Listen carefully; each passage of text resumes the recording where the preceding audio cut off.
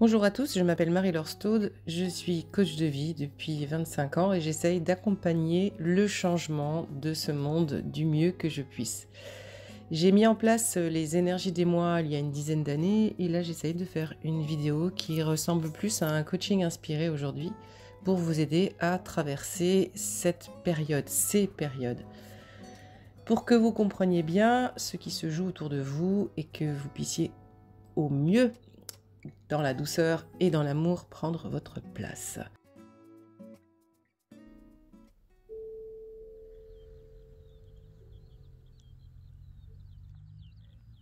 Si vous êtes hypersensible et que vous écoutez cette vidéo sur les énergies du mois de mai, vous avez sans nul doute été chahuté depuis la dernière semaine d'avril. Alors, le mois de mai 2022 est là et ça se corse. Pour rappel, nous sommes en 2022, c'est-à-dire la dernière carte des arcanes des jeux de tarot. Tout se joue cette année. C'est donc hyper important de ne pas passer à côté de cette année, de ne pas passer à côté de soi, bien sûr. Nous vivons un parcours initiatique depuis 22 ans, pour ceux qui me suivent et pour ceux qui me découvrent, dans les cartes majeures des tarots que l'on utilise pour lire l'avenir. Vous avez tout un parcours initiatique que l'être humain vit au cours de sa vie. Nous avons la chance, en ce deuxième millénaire et en ce nouveau siècle et millénaire, de pouvoir vivre en tant qu'adulte 22 années de quête initiatique. Et là, nous sommes sur vraiment la fin du parcours du combattant, la dernière ligne droite, et c'est pas si facile que ça, mais vraiment essayez de comprendre ce qui se joue pour que vous puissiez au mieux gérer cette période extraordinaire. Ça n'a pas l'air comme ça, mais je vous jure qu'elle est extraordinaire. Pour commencer, je vais vous faire un résumé de la transmutation de notre être au cours de ces 22 années, les fameuses années de ce chemin initiatique. Entre 2000 et 2010, tout était fait pour que nous puissions prendre acte de ce que nous ne voulions plus. 2010-2020, ça a plutôt été une décennie d'expérience, d'envie, de décision, non justement ce n'était pas vraiment des décisions, c'est vraiment des envies profondes que nous avions envie, les rêves d'enfants qui étaient remontés, que nous avions envie de vivre. Alors c'était encore de l'ordre du fantasme dans cette décennie-là, et depuis 2020, nous sommes entrés dans une phase très importante de la mise en place de notre vie rêvée qui va prendre cette décennie 2020-2030. Alors quand je dis qu'elle va prendre cette décennie, c'est parce que nous sommes dans un changement extraordinaire du monde, de l'être humain, de son fonctionnement, et nous avons la chance vraiment, surtout en tant que femme, de vivre un changement profond des comportements entre les femmes et les hommes. Alors, vous avez pu voir beaucoup ces dernières années naître, se répandre des cercles de femmes. Oui, c'est parce que la femme a très bien compris, enfin, elle a compris. Elle est prête aujourd'hui à ne plus rester simplement dans la soumission et dans la séduction, on va dire, pour être aimée. On est vraiment dans autre chose. Donc, pour résumer, ce qui nous est demandé ces dernières années, pour ceux qui font une introspection, hein, si vous écoutez cette vidéo, je pense que vous y êtes largement. Alors tout d'abord, ce que je vais dire, ça ne veut pas dire que vous l'avez forcément fait et que si vous ne l'avez pas fait, c'est la cata. C'est simplement, sachez que ces dernières années étaient propices à. Si vous n'avez pas réussi tout ça ces dernières années, eh bien vous allez le faire maintenant à votre rythme. Donc, depuis la décennie 2020-2030 qui a commencé il y a un peu plus de 2 ans, on nous a demandé de retrouver les pièces du puzzle, justement, de ces 20 dernières années, de ce qui nous plaisait, de ce qui nous avait fait rêver, de ce que nous avions envie. Alors on pouvait retourner jusqu'à l'enfance, mais ces 20 dernières années, en tout cas, toutes les pièces du puzzle de notre futur y étaient. On nous a demandé de lâcher toutes nos croyances, tous ces paradigmes sur lesquels nous étions construits, qui nous ont limités, qui nous ont empêchés d'être heureux. Bien sûr, donc, de remettre en question nos transmissions, nos héritages, de lâcher le mental. Ça, c'était vraiment dernièrement de se brancher au cœur et de vraiment complètement lâcher, ce hamster qui court dans la roue là-haut, tout ce conseil d'administration, de faire confiance totalement à notre cœur, à s'y brancher le plus possible et à aussi reconnecter les liens à notre corps. Donc, hem, vous avez, j'espère, eu l'humilité d'abandonner vos réflexes de protection qui vous ont nui et qui vous nuisent encore, que vous avez osé aussi entrer dans l'expérience de vos dons, de vos passions, de vos talents et surtout, j'espère que vous avez aussi, alors j'espère, c'est fort, mais je vous souhaite d'avoir renoncé à la reconnaissance, que vous n'espérez plus de réparation, que vous réussissez à vous pardonner les erreurs du passé, de vos géniteurs, de vos éducateurs, et que vous avez compris qu'il était temps d'entrer dans votre pouvoir de création, dans la douceur. Ce dernier mois d'avril, il était question d'harmoniser à l'intérieur de nous et à l'extérieur notre masculin et notre féminin. D'entrer un petit peu plus dans la conscience de ce que nous n'étions pas, de ce que nous avions envie d'être, de lâcher les revendications. Alors en mai, on entre pour moi vraiment dans une autre étape qui est aussi très importante. Donc si vous n'avez pas encore fait tout ça, tout ce que je viens d'énumérer, reste à le faire, hein, reste à le faire. Mais sachez que du coup, toutes ces dernières années étaient là pour nous dire: «Occupez-vous de vous, arrêtez d'être sauveurs, arrêtez d'être des infirmiers, ne soyez pas égoïstes, mais ayez la conscience de vous, de votre vie, de ce que vous avez fait de vous, de ce que vous avez laissé faire». Donc c'était vraiment moi et moi. Là, on rentre dans une étape que je trouve mais vraiment géniale qui est moi et les autres, mon frottement aux autres.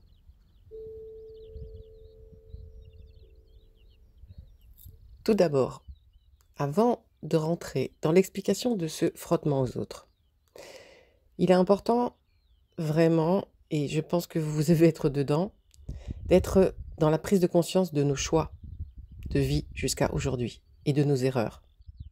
Être face à nos choix d'antan, sans se culpabiliser, se juger, critiquer le chemin parcouru, sans s'en vouloir d'être passé à côté d'une partie de notre vie et d'avoir pris des chemins de travers au lieu d'avoir été tout droit vers nos envies profondes, vers ce pourquoi nous étions faits, ce pourquoi nous sommes incarnés sur cette terre. Alors, c'est clair qu'il faut faire la part des choses, tout d'abord, entre ce monde d'avant, ce fonctionnement d'avant, ces fonctionnements d'avant que je dois abandonner, mais j'en garde le sucre, bien sûr, hein, je garde tout ce qui a été important. Alors bien sûr, votre mental, hein, il dit, face à toutes ces années, entre guillemets, pour rien, mais qu'est-ce que t'as foutu? Donc attention, parce que il va y avoir une certaine culpabilité. Alors le danger, c'est de ne pas avoir levé et effacé ou amoindri nos exigences, nos jugements, notre flagellation. Parce que je suis sûre que vous vous sentez avancé en ce moment. Mais du coup, en avançant, vous êtes face à des choix, à vos choix, qui ont été parfois des faux choix. Alors, quel était le prix de la leçon? Qu'est-ce que cela m'a montré de moi? Donc, ne vous culpabilisez pas, s'il vous plaît. Ne soyez pas trop critique envers vous-même. Parce que là, vous entrez dans une conscience véritable de ce que vous avez envie d'être. Donc, vous avez une possibilité de vraiment faire la part des choses sur ce chemin que vous avez emprunté. Pourquoi je l'ai emprunté? Comment j'ai pu faire tout ça?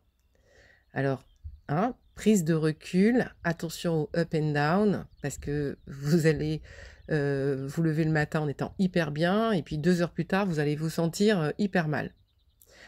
La seule question, je pense, qui serait vraiment intéressante de vous poser, est-ce que c'est la raison ou est-ce que c'est le cœur qui parle? Qui a pris le dessus dans vos moments de up et dans vos moments de down? C'est important parce que maintenant, l'étape importante de ce mois de mai, ça va être de voir comment maintenant les autres nous impactent. Dans quel état je suis? Et l'autre? Comment j'impacte moi-même les autres? Sans faire de projection. La partie se densifie en mai. Alors, oui, nous avons appris à nous occuper plus de notre bien-être. Nous avons acquis des outils de gestion de nos émotions, de nos sens. Nous avons compris qu'il était important de prendre du repos, de ralentir, de trouver notre rythme. En quelque sorte, ce passage des 20 premières années a été une découverte de nous-mêmes et nous amène à comprendre qui nous sommes et que de savoir qui nous sommes est vital. Mais maintenant, la partie tatatatam est en train de changer.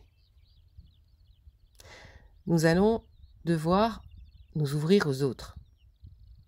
Et c'est ainsi que nous allons voir si ce que nous avons appris de nous, sur ce que nous avons envie d'être, si c'est vraiment bien engrammé dans notre corps, dans nos cellules, dans notre tête. Est-ce que nous sommes capables d'être dans l'écoute réellement de ce qui se joue autour de nous? De comprendre ce que l'autre vit en simultané? Qu'est-ce qu'il traverse? Parce que sans comprendre ce que l'autre vit, sans être à l'écoute de l'état dans lequel l'autre se trouve, nous allons nous retrouver confrontés sans arrêt au réveil de nos blessures, de nos traumatismes. Et au lieu d'être simplement dans la réaction, ce mois de mai nous invite à nous demander, mais finalement, ce que l'autre me dit, ce que l'autre fait, me fait, dans quel état est-il? Donc ça va être compliqué parce que nous avons l'habitude de projeter, de croire que l'autre pense ci, pour telle raison, à cause de toutes ces blessures, de tout notre passé, de notre vécu. Il va être important, pendant ce mois de mai, de prendre le temps de respirer l'autre, de le ressentir, de lui poser des questions s'il faut, pour savoir comment il se sent. Alors attention, parce qu'on nous a rarement appris à écouter notre ressenti, à exprimer ce que nous avons sur le cœur et du coup à partager nos états émotionnels. Et encore plus, à reconnaître que ce que nous vivons aujourd'hui réveille des traumas. Donc, pour que vous puissiez vous sentir bien maintenant, en vous ouvrant aux autres, sans subir ces autres, ça va être d'écouter ce qu'ils ont à vous dire, sans prendre tout pour argent comptant, bien sûr, mais être dans une vraie présence à l'autre.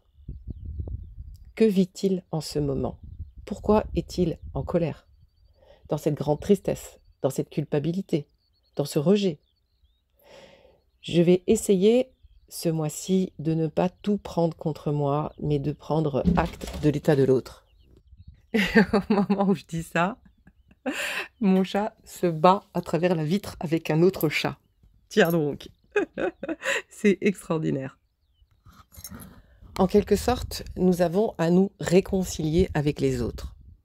Ça veut dire passer par le pardon, passer par l'écoute, arrêter de projeter, partager notre ressenti, poser la question à l'autre de comment il se sent, prendre vraiment du recul sur ce qu'il est en train de dire, sans pour autant être le sauveur de l'autre. Donc c'est important parce que ça veut dire je prends mes responsabilités pour être bien. Je laisse à l'autre ses responsabilités par rapport à son état, mais pour bien comprendre, il va être important que je me demande, mais que vit-il? Sans projeter. Donc ça veut dire vraiment être dans le ressenti, parler avec notre cœur, lui poser des questions, essayer de saisir ce qu'il est en train de nous dire, prendre notre part de responsabilité dans ce qui se passe avec l'autre et laisser aussi à l'autre la responsabilité des blessures, des traumatismes qu'il a réglés ou qu'il n'a pas réglés.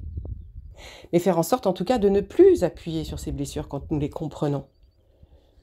Ainsi, nous allons pouvoir entrer dans cette étape pour mieux vivre avec les autres.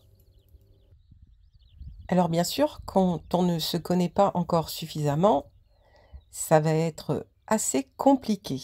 Ça veut dire que la majorité des gens qui ne sont pas entrés en introspection vont se retrouver, réveillés dans leurs blessures, en réaction, ça va être du ping-pong à la grenade.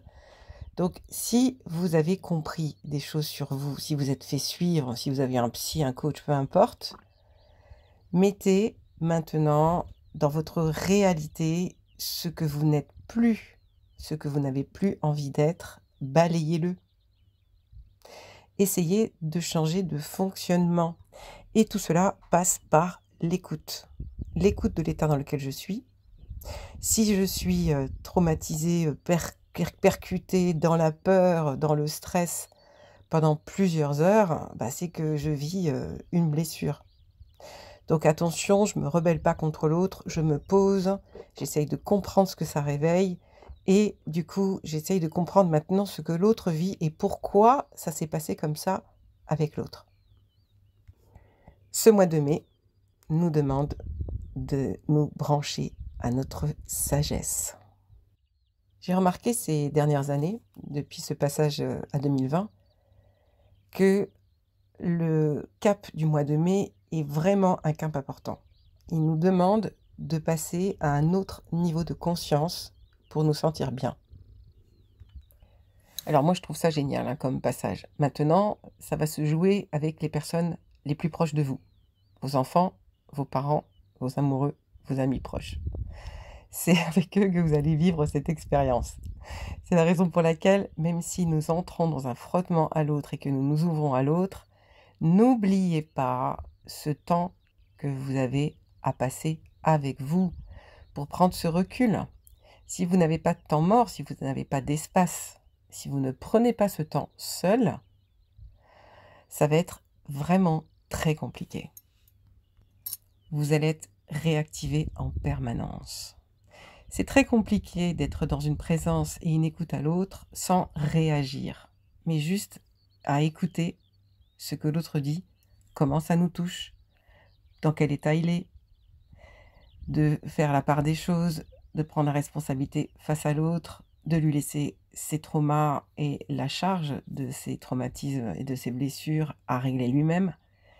Et nous, du coup, eh bien, à nous excuser, à prendre vraiment acte de la manière dont nous avons impacté l'autre et surtout de prendre du recul pour digérer ce qui est en train de se passer et voir chez nous aussi ce que ça a réactivé. Alors c'est vraiment un mois de prise de responsabilité où si nous n'avons pas de temps, si nous ne prenons pas de temps, si nous sommes en train de vouloir absolument mettre en place des choses, faire avancer notre vie ce mois-ci, ce n'est pas le moment. De toute façon, cette année 2022, c'est vraiment la dernière année de ce chemin initiatique. Donc vraiment, je ne peux que vous conseiller encore plus que les autres années de prendre du temps pour vous sentir mieux avec les autres, au milieu des autres et avec ceux que vous aimez, pour que ça se passe bien. Et le pardon en est la clé.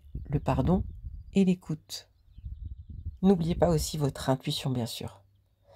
C'est votre intuition, donc votre cœur. Écoutez votre cœur et pas la raison. C'est la continuité des énergies des mois passés. C'est votre corps et votre cœur qui vont diriger votre vie dans le futur. Alors commencez le plus tôt possible pour vous sentir mieux, d'ores et déjà. Parce que votre tête va vous induire en erreur. Votre tête a peur du changement. L'inconnu lui fait peur. Et la peur, il n'y a rien de pire. Alors dans cette société aujourd'hui, est entretenue la peur de tout, la peur du futur. Il est vraiment plus que jamais nécessaire de développer votre foi en vous, dans les autres et dans l'avenir. Et je m'adresse principalement à vous les femmes. C'est nous qui avons vraiment fortement en nous inscrit la douceur, la douceur, la douceur de vivre. Alors, développez aussi votre créativité pour être dans un art de vivre. Le fond de tout ça, c'est de vraiment retrouver le goût de vivre. Alors, si vous savez que vous êtes incarné pour être heureux, si vous avez envie d'être heureux, c'est le moment de montrer votre envie de croquer dans la vie pour retrouver ce goût de vivre, pour vous faire plaisir. Et vous verrez que votre relation avec les autres sera beaucoup plus douce, beaucoup plus fluide, beaucoup plus agréable. C'est ce que je vous souhaite en ce mois de mai. Faites-en l'expérience. Ne vous braquez plus, s'il vous plaît. Écoutez ce que l'autre a à dire. Essayez de voir en quoi ça résonne. Qu'est-ce qui est vrai? Comment l'autre vit vos échanges? Qu'est-ce que ça réveille chez l'autre? Qu'est-ce que ça réveille chez vous? Écoutez votre ressenti. Il n'y a pas mieux que d'être dans le corps. Alors, si tout ça vous parle et que vous vous dites « oui, je suis déjà dedans », eh bien, amplifiez cet état. Faites tout ce que vous avez en votre pouvoir, entre guillemets, dans vos mains comme outil pour être connecté au cœur, pour prendre du recul, pour être dans la douceur, dans l'amour, dans l'écoute. Allez chercher vos vertus, vos valeurs qui font que vous avancez et que vous êtes plutôt dans un cercle vertueux. Et puis si vous manquez d'outils ou si vous n'en avez pas encore suffisamment, vous en trouverez plein sur cette chaîne. Je fais des vidéos, mais vraiment parce que je ne peux pas accompagner tout le monde, parce que j'aime partager cette expérience de vie. Maintenant, je sais très bien que on n'en fait toujours qu'à sa tête, sauf que là, la tête, il faut la mettre de côté. Alors, essayez des choses sur cette chaîne et puis voyez ce qui vous fait du bien. Est-ce que c'est la respiration, les soins archangéliques, les relaxations guidées, les remises en forme, l'éveil du corps, la créativité intuitive? Éclatez-vous. Et puis surtout, je vous souhaite à vivre un bon mois de mai, parce qu'en mai, on fait ce qui nous plaît. Allez, à très vite pour de nouvelles aventures. Bon mois de mai et on se retrouve pour ce coaching inspiré, pour un nouveau coaching inspiré en juin. À bientôt. Et ça me fera toujours plaisir de lire vos partages. Merci vraiment pour toutes ces expériences que vous osez mettre devant nous, à nos pieds. Merci de vous mettre à nu. Merci vraiment, surtout pour tous vos gentils commentaires. Ça me fait du bien et je me dis que tout ça n'est pas inutile. Alors, à très bientôt.